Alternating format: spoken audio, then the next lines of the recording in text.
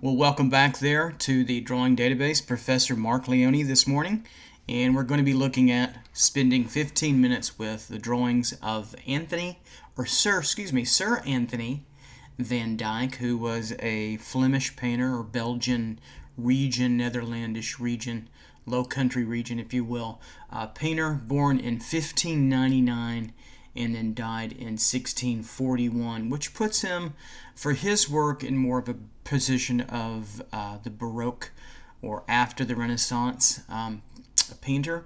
And we'll take a look at these lovely graphic works that he's given us. Here we see a landscape of a cathedral in an environment, it's probably somewhere around the Flemish region, and just a lovely control of the pen, rendering with the pen, master of suggestion and symbology within the mark-making structures, contouring, and delineating form both in mostly line, as we see in the rocky formations in front, but then obviously in the focal point here of the cathedral, the pushing of dark values in certain crevasses or cavities to give the drawing a focal point and to hold the viewer's attention for some time. A quick sketch, yes, but also a refined sketch that accurately portrays the landscape, distant landscape. We feel like we're probably, I don't know, in feet, probably maybe half a mile, quarter mile at the most away from this beautiful landscape. Notice no clouds, no movement of the clouds. It's pretty open here with no movement. So nice opening sketch by Van Dyck. Here we see a lovely sketch, a charcoal or a chalk sketch heightened in white chalk of what is probably an important person, either militarily or with some strong standing within the community that Van Dyck inhabited. And we see a lovely, confident, mature figure, and also a confident approach to drawing, not only with the really looseness of the linear approach. Maybe there is some construction going on, construction lines, but not a whole lot. It's really wonderfully laid in really gestural, probably a quicker sketch, 35-45 minutes, we don't really know for sure, but he controls solidly through the almost effortless looseness the suggestiveness of the figure. When you look at the hands, this hand open, palm up a little bit, thumb in through here, and then fingers up to holding perhaps what is some type of scarf or glove, open glove. And then we have the suggestiveness also too of the other hand here, very gestural and not as concrete, so much looser approach, but yet very effective in its use of edges, right, and value, simplified value scale. We have a dark value, a middle tone value, maybe one more light value, tone of the paper, and then the light of the white chalk, so maybe about 5 values total. Here we see a sitting figure, mostly in contour line, but a sketched line rather than a very meticulous contour line in, again, black chalk with maybe just a little bit of white chalk. I see some poking through a little bit in certain areas, but not a whole lot. And this is probably a study more involved in the clothing and the drapery, because we see more attention to more shadow toning and more development within the linear sketch, and going over and correcting slightly the positions in through the leg. So probably one of many preliminary sketches that Van Dyck used to satisfy his curiosity and information to get on with either a painting or a finished drawing of his sitter. Almost effortless contour line in the approach to the model. Don't be too naive in terms of what's going on through Van Dyck's mind, is that he's still using wonderful construction techniques, but yet forgoes drawing any of them in order to get at a more lively, quicker kind of sketch. Maybe it was under a time rush, we don't know for sure, but we do know that very accurate lay-in of all the parts of the figure and some nice, lovely line work variation to give us more attention to three-dimensionality, and of course he uses a little shading down here to give a little bit more emphasis. So the focal point is really off of here and more down through the leg area.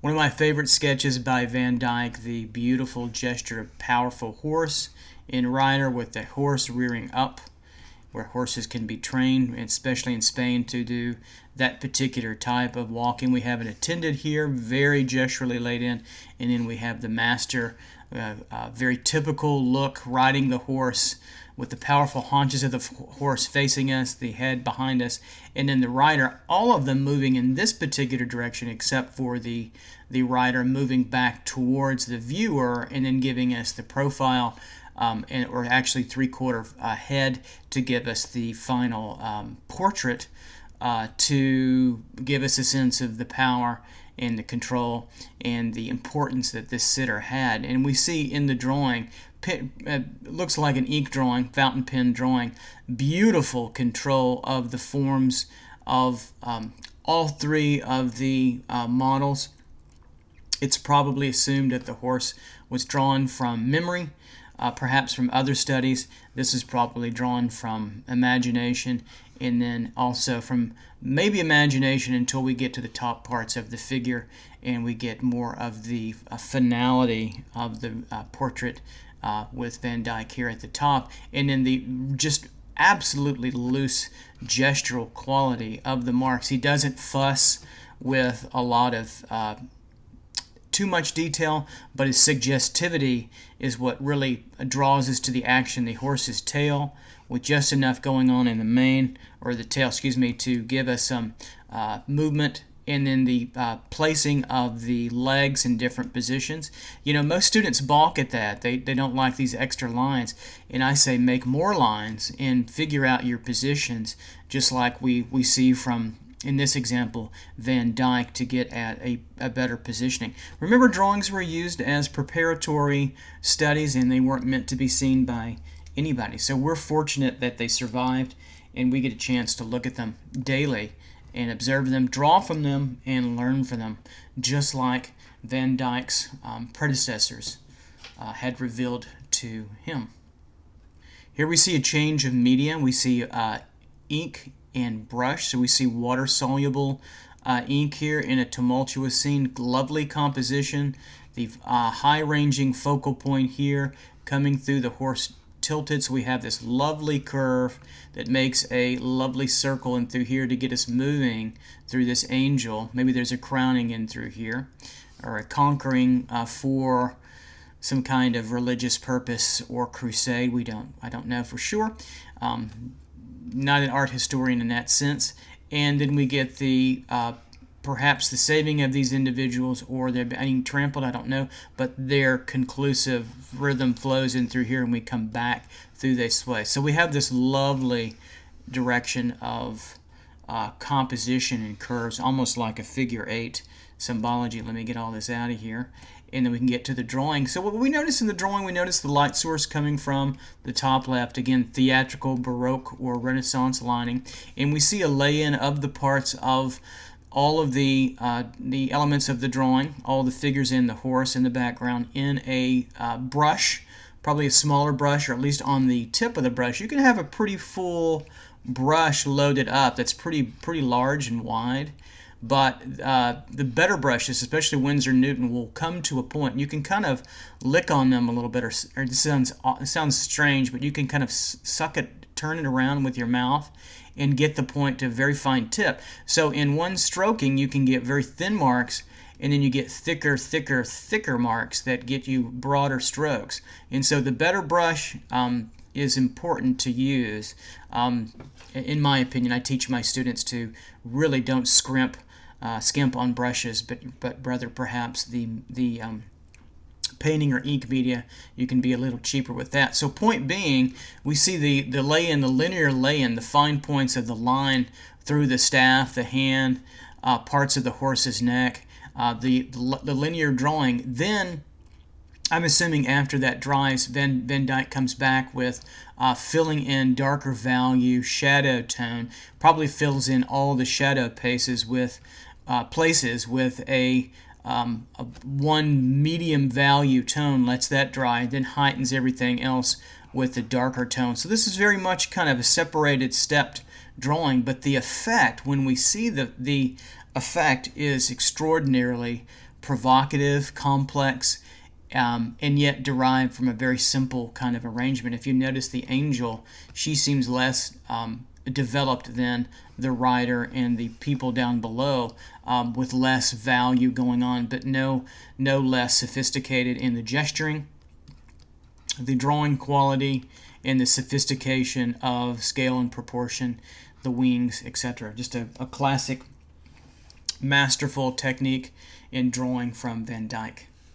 Here we see more portraiture of a male figure, very kind of Flemish Dutch at that time, the head neck roll and through here. That's a tip off for that culture at that time in the baroque, the time of Rembrandt as well. We see an important male figure being mortalized in the or captured for all time, if you will, by Van Dyck in use of chalk or charcoal, and then we have a head here, a bust, plaster bust, I'm sure, of some type of probably Greek figure. Could be an artist, could be a self-portrait, don't know for sure. Not that important. What we're most interested in here is the drawing technique. We have lit from the top right, which we find the figure in some shadowy tones on more of the right, although that probably would have shown up here. Maybe he forgoes that because we get the same cast shadow over here. Why wouldn't that be over there? That's interesting that he chose to eliminate that, or maybe decided perhaps he even forgot that. We don't know. And then we see the loose but yet graceful approach to the lay-in, and then the toning of the figure. We see that cylindrical quality of the sleeve there, and then into the hand, very gestural, blocky, somewhat an angular approach. And then we see a little bit more difficult hand. We see the blockiness into the fingers in just controlled line. So he's using contour line, a quicker contour line, and some tonality, especially on the left side of the model, since that's the shadow side, because we have the light source coming in through here, probably some type of daylight, or maybe lantern or candlelight to illuminate this stern looking important figure.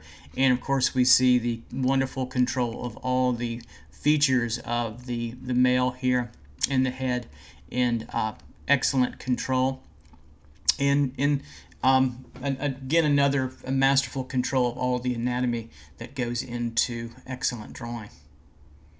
And here we have our final drawing in ink. I believe this is a self-portrait.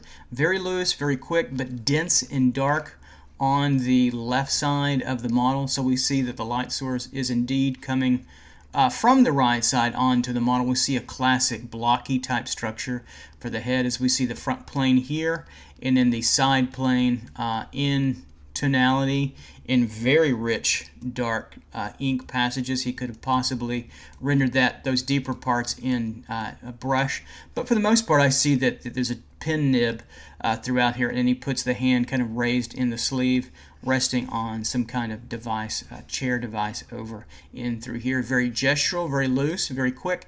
It's not fussed over. It's elegantly minimal. He gets with a minimal amount of effort, the ruffling and the folds of the collar, and also the head structure as well. So just a masterful, again, use of ink, pen, gesture, light and shadow, and a reduced value. We have just about two, maybe three values overall. We have the light of the paper, the very dark of the paper, and then we have the midtones that he creates by hatching. What's interesting too, ask yourself if the ear should be in shadow, since we're on the right side here with the light and everything in the left. Since these planes are in shadow, why wouldn't the ear be more in dark? So he might have, and this is a good lesson for students, he might have decided to leave a little bit lighter the ear just to give a little bit more reflectivity to this side of the head, to give it a little bit more volume, and it wouldn't be quite so blunt and shape-oriented or too dark. And the same thing probably, perhaps, for these rufflings too, which to my mind should be in some cast shadow coming from the head. So, fascinating exclusion by Van Dyck in this particular drawing, and a few others that we've seen. So there we go. There's Sir Anthony Van Dyck, Flemish painter in the Baroque era. Take care.